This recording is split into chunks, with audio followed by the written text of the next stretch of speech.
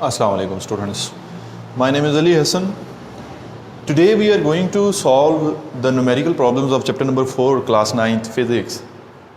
Numericals को solve करने से पहले हमेशा मैं यही कहता हूँ कि आप कम से कम अगर वीडियो ले रहे हैं या लेक्चर ले रहे हैं क्लास में या ख़ुद सॉल्व करने की कोशिश कर रहे हैं या पेपर की तैयारी कर रहे हैं तो उससे पहले एक चीज़ जो है वो अपने आप से एक वादा किया करें कि जिस चैप्टर के न्यूमेरिकल्स आप सॉल्व करना शुरू हुए हैं उस चैप्टर के जो अंदर फार्मूला आपने पढ़े हैं, जितने भी फार्मूलाज आपने पढ़े हैं वो आपको याद होने चाहिए, नंबर 1।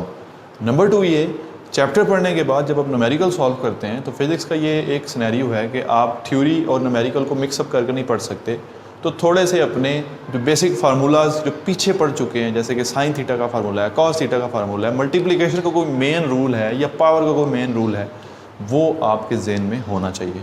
इसके बाद न्यूमेरिकल्स आप सॉल्व किया करें। यहाँ पे समझाए गए या आपके टीचर के समझाए गए या आपके ट्यूशन या अकेडमी में समझाए गए जो जितने भी न्यूमेरिकल्स हैं वो आपको पहली दफ़ा याद नहीं हो सकते, इम्पॉसिबल है। जब तक आप खुद नहीं ट्राई करते इनको, आपको न्यूमेरिकल्स समझना थोड़ा डिफ़िकल्ट है। तो हम चलते हैं न्यूमेरिकल्स की तरफ। The first numerical of chapter number 4 I am going to skip it because it is a graphical numerical और कोई इतना पेपर पॉइंट ऑफ व्यू से इंपॉर्टेंट भी नहीं है। क्वेश्चन नंबर 2 जो है वहाँ से स्टार्ट करता हूँ मैं। Find the perpendicular components of force of 50 newton making an angle of 30 with x axis. जी सबसे पहले चलते हैं, find the perpendicular components of force of 50 newton. Problems. Question number 4.2। जैसा कि हम सबसे पहले डाटा बनाते हैं और ये डाटा की कौन सी टाइप है, गिवन।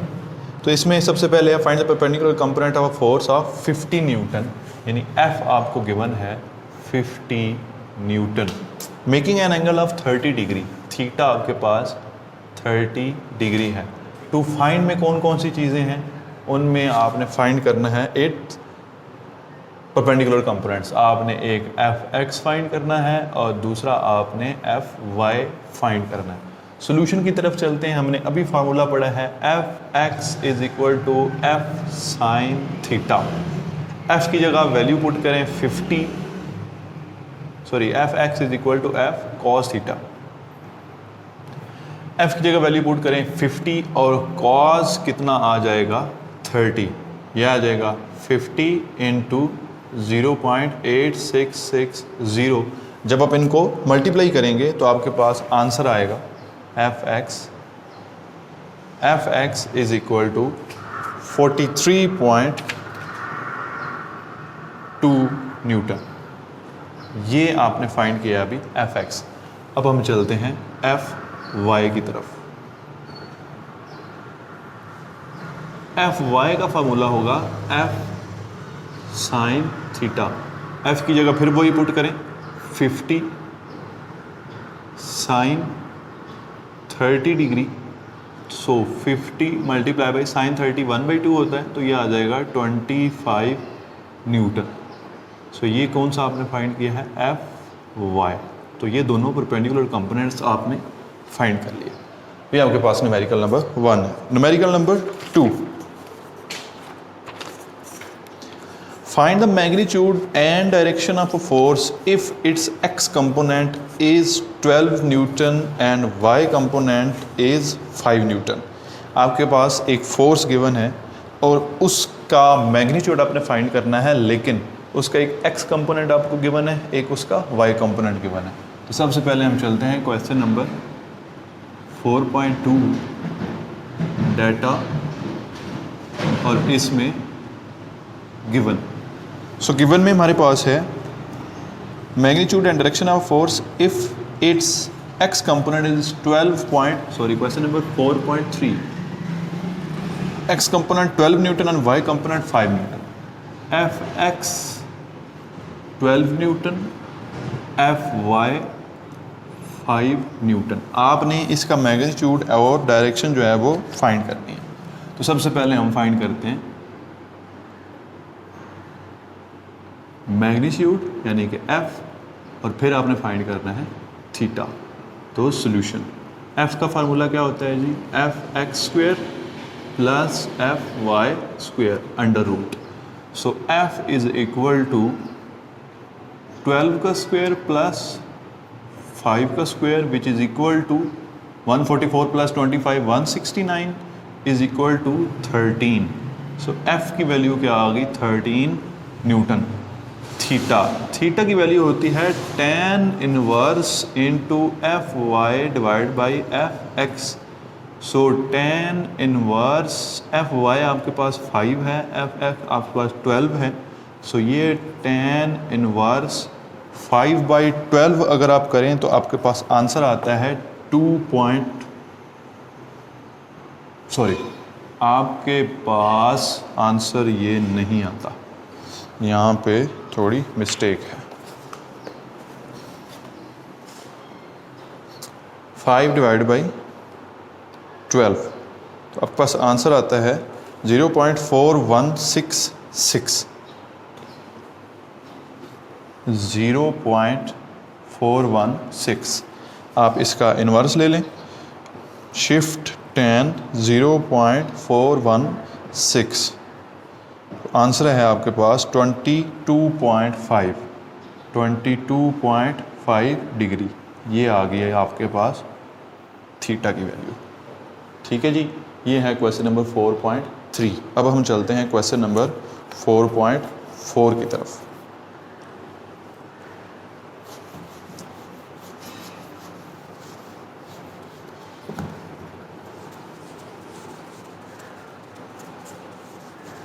क्वेश्चन नंबर 4.4, सबसे पहले इसकी स्टेटमेंट मैं लेता हूँ। Question number 4.4, a force of 100 newton is applied perpendicularly on a spanner at a distance of 10 centimetre from a nut, find the torque produced by the force. आपने torque find करना है जो इस फोर्स की वजह से प्रोड्यूस हुआ है। तो सबसे पहले हम चलते हैं इसके डाटा की तरफ। क्वेश्चन नंबर है 4.4, डाटा गिवन में हमारे पास है जी a force of 100 newton, F आपको गिवन है 100 न्यूटन। स्पैनर का डिस्टेंस यानी कि आर या एल आपको गिवन है, वो है 10 सेंटीमीटर। तो जब इसको मीटर में चेंज करेंगे तो 0.1 मीटर आ जाएगा।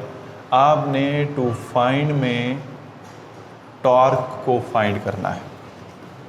ठीक है जी। सो टॉर्क का फार्मूला होता है F multiply by L which is equal to 100 multiply by 0.1 which is equal to 10 newton metre. ये आपके पास टॉर्क की वैल्यू आ गई। अब हम चलते हैं जी नेक्स्ट क्वेश्चन की तरफ, जो कि हमारे पास क्वेश्चन है 4.5।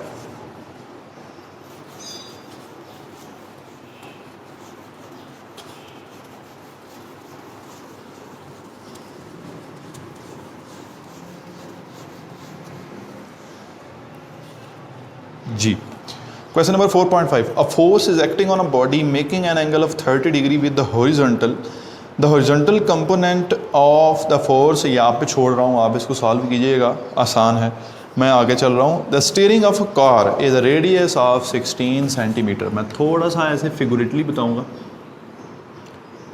ये कार का स्टीयरिंग है, अगर इसका रेडियस इधर जो है वो 16 सेंटीमीटर है तो इसका मतलब यहाँ पे भी 16 सेंटीमीटर ही होगा। तो अगर एक फोर्स यहाँ लग रही है, एक फोर्स यहाँ लग रही है, तो मिड का जो डिस्टेंस है वो 16 नहीं है, बल्कि 16 यहाँ पे है, 16 यहाँ पे है, तो टोटल कितना है 32 सेंटीमीटर।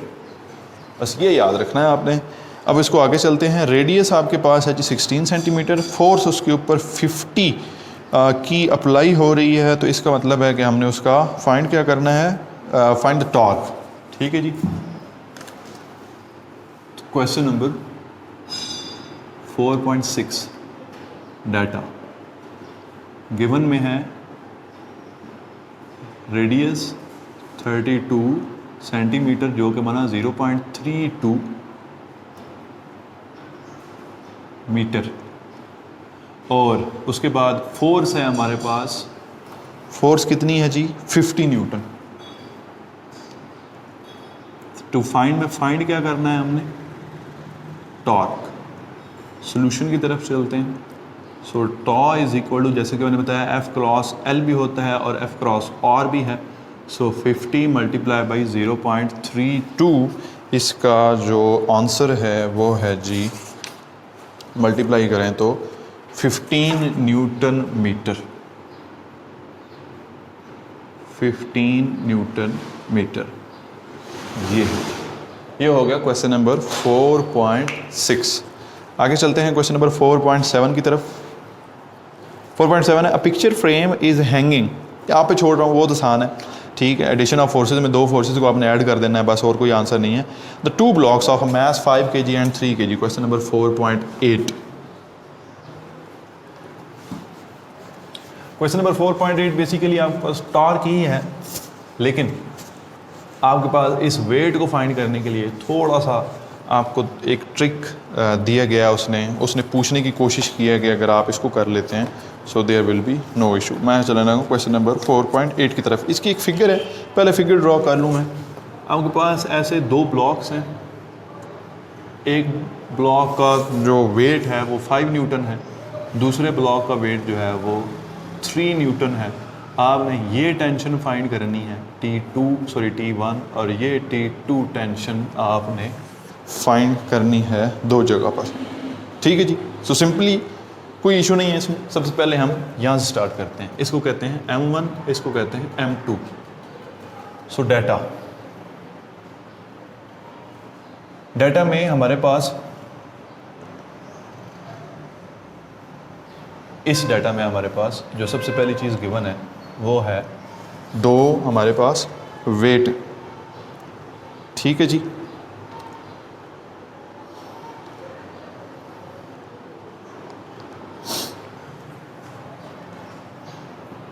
गिवन M1 तो हमने फाइंड कर लेंगे ना अभी। W1 इज इक्वल टू, इसको W1 कहें 3 newton, W2 is equal to 5 newton, और G की वैल्यू एज इट इज़ आपको जैसा कि पता है metre per second square. To find, हमने फाइंड करना है T1 एंड T2। सॉल्यूशन में पहले फाइंड करेंगे हम T1 में देखें यहाँ पे टेंशन है, इसके साथ तो सिर्फ यही हैंगिंग पोजीशन है ना, यही लटका हुआ है, तो इसी का मैच ये फील कर रहा होगा। तो T1 is equal to M1G। तो इसका मतलब है M1G का मतलब, या तो आप इसको,